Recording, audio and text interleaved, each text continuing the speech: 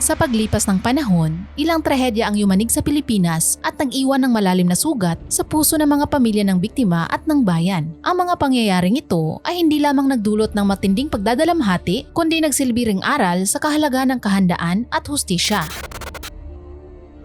Ang dating First Lady na si Imelda Marcos kasama si Betty Benitez, asawa ng dating Deputy Minister ng Ministry of Human Settlements, ang nanguna sa pagpapatayo ng Manila Film Center noong 1981. Ang gusaling ito na may 360-degree na teatro, film laboratory at film archive center ay tinayo upang pagdausan ng 1982 Manila International Film Festival. Nais ni Marcos na makipagsabayan ang Pilipinas sa Cannes bilang isang World Film Capital. Pinangarap niyang maging Cannes ng Asia ang bansa at hangaan ng mga karatig bansa sa Southeast Asia. Sa budget na $25 million o katumbas ng humigit kumulang 1.26 billion ngayon, bumuo sina Marcos at Benitez ng grupo para ituloy ang proyekto. Ang gusali na hango sa disenyo ng Pantheon sa Rome ay dapat sanay matatapos sa loob ng 6 na linggo, ngunit binigyan lamang ng 3 araw ang 4,000 na manggagawa para matapos ito. Upang matapos ang proyekto, sa napakaikling panahon, kinailangang magtrabaho ng tuloy-tuloy ang mga manggagawa sa 3 shifting kada 24 oras. Bandang alas 3 ng madaling araw, noong November 17,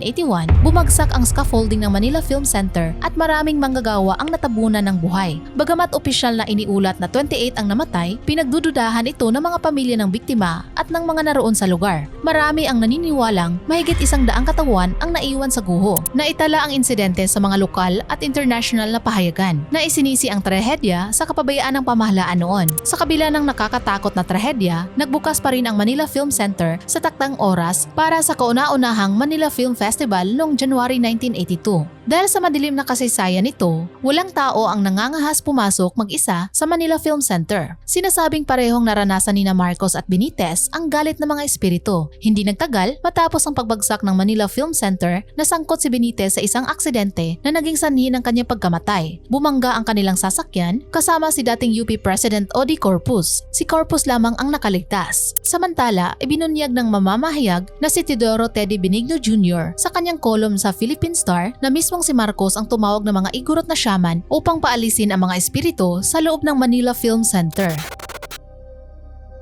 Noong December 20, 1987, halos hating gabi, bumangga ang pampasaherong barkong MV Doña Paz sa MT Victor, isang oil tanker na may kargang 8,800 barrels ng gasolina at iba pang produktong petrolyo mula Bataan patungong Masbate. Dahil sa banggaan, sumiklab ang kargamento ng Victor at nilamon ng apoy ang Doña Paz. Karamihan sa mga pasahero ay hindi alam na iyon na ang huli nilang paglalakbay at hindi na muling makakabalik sa lupa. Ang barkong ito ay may bigat na 2,250 tons at lula ng mga pasaherong nagmamadaling umuwi para magpasko ay may nakalistang 1,493 pasahero at 53 miyembro ng crew sa dokumento nito. Subalit, ayon sa mga nakaligtas sa aksidente, higit sa 4,000 katao ang naroon. Noong gabing naganap ang trahedya, tanging 2 pagpipilian lang ang natira sa mga pasahero, malunod o masunog. Ayon sa isang nakaligtas na si Paquito Osabel na sobrang siksik ng barko na ang mga pasahero ay magkakasama sa sahig at nakaupo ng cross-legged. Bandang alas 10 ng gabi, nagsimula umano magpanik ang mga tao sa loob. Ayon sa kanya, ang apoy ay mabilis na kumalat at tinupok ang barko. Ang mga tao ay sumisigaw at tumatalon at grabe ang usok. Hindi nila makita ang isa't isa at madilim.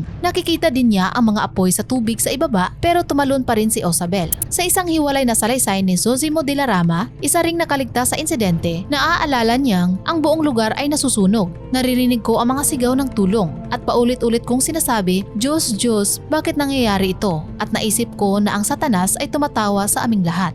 Mayroon lamang 26 na nakaligtas sa insidente. 24 sa kanila ay mga pasahero mula sa Doña Paz at ang 2 ay mga crewmen mula sa 13-man crew ng MT Victor.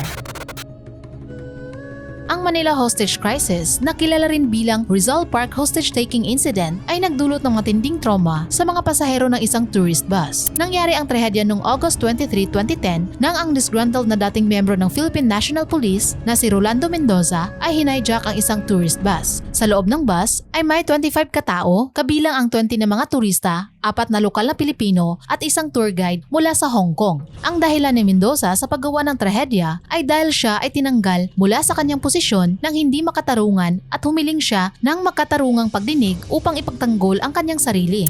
Ang mga negosasyon ay na-broadcast ng live sa TV at internet. Ang tensyon at dramatikong pangyayari ay lalong lumala nang arestuhin ng pulis ang kapatid ni Mendoza na nag-udyo kay Mendoza na magpaputok. Nakaligtas naman ang driver ng bus at tumakbo papalayo sa eksena, sumigaw ng lahat ay patay bago siya dinala ng mga otoridad. Matapos ang 70 minutong putukan, napatay si Mendoza at 8 sa mga hostages habang ang iba naman ay sugatan.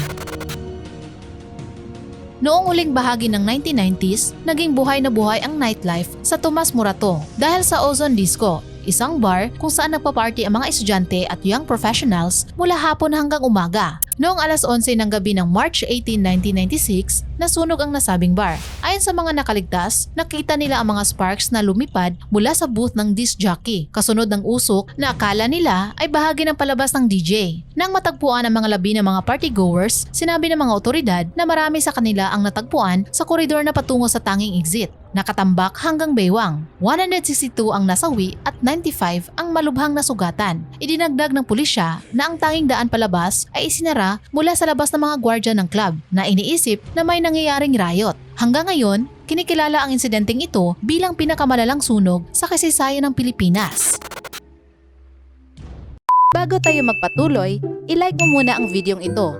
Baka makalimutan mo Mag-subscribe ka na rin para friends na tayo. Okay. Walang makakalimot sa sinapit ng 58 katao na nasawi sa Maguindanao Massacre. Noong November 23, 2009, natagpuan ang mga mass grave ng mga biktima sa bayan ng Ampatuan sa Mindanao. Ang madilim na kwento ay nagsimula sa isang political rivalry. Nagsimula ito ng hamunin ni Ismael Mangudadato na nooy vice-alkalde ng Buluan, si Andal Ampatuan Jr., isang miyembro ng makapangyarihang Ampatuan clan sa Mindanao para sa posisyon ng gobernador. Ang mga taga-suporta, pamilya at ang kanyang asawa na si Jeneline Mangudadato, abogado at miyembro ng media ay papunta sa provincial capital upang maghain ng kanyang certificate of candidacy. Dahil sa mga banta sa kanyang buhay, ay pinili niyang wag na lang sumama. Ngunit habang nasa biyahe, hinarang ang konvoy ng mga armadong tauhan ng Ampatuan clan. Ayon sa mga testimonya at ebidensya sa korte, pinuwersa ang mga tao palabas ng kanilang sasakyan gamit ang mga baril. Ang ilang biktima ay tinangay sa kabundukan at doon pinaslang, habang iba naman ay binaril sa mismong kalsada. Ang ilan sa mga babaeng biktima ay sinasabing ginahasa muna bago patayin. Batay sa forensic findings ng mga autopsy, may ebidensya ng sexual assault. May mga katawan na tinadtad ng bala sa mukha at ulo, na tila layunin ay hindi na makilala pa ang mga ito. Matapos ang pamamaslang, isang government-owned backhoe ng provincial government na may nakasulat pang Province of Maguindanao